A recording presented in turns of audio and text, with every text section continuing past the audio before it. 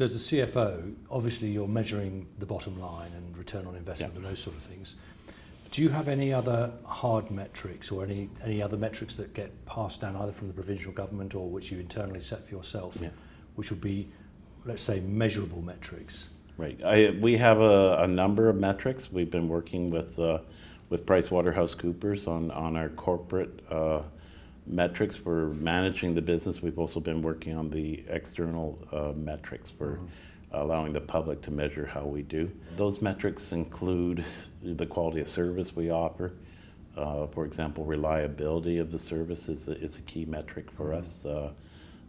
People want to be on time. They want their service to be on time. That's a key metric for them. There's great opportunity to be able to use sustainability as an integrating tool to help the organization better achieve a complex agenda by having all those things considered up front.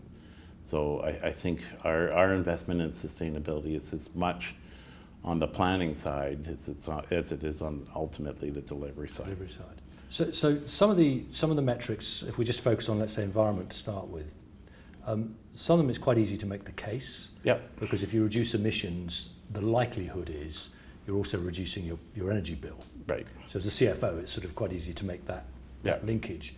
Some of the other environmental considerations, or particularly if you move towards social, do you still find you need to be able to make that link to the financial benefits somewhere, or is that not required in order to get people on board? I think in terms of measurability,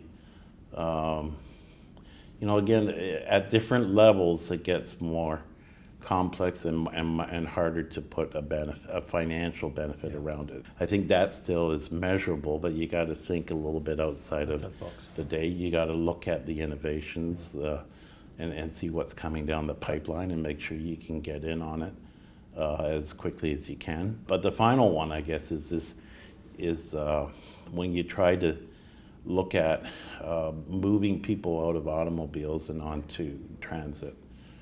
There's not, again, we reduce the emissions every time we take a car not off the road, but off of a trip, let's say.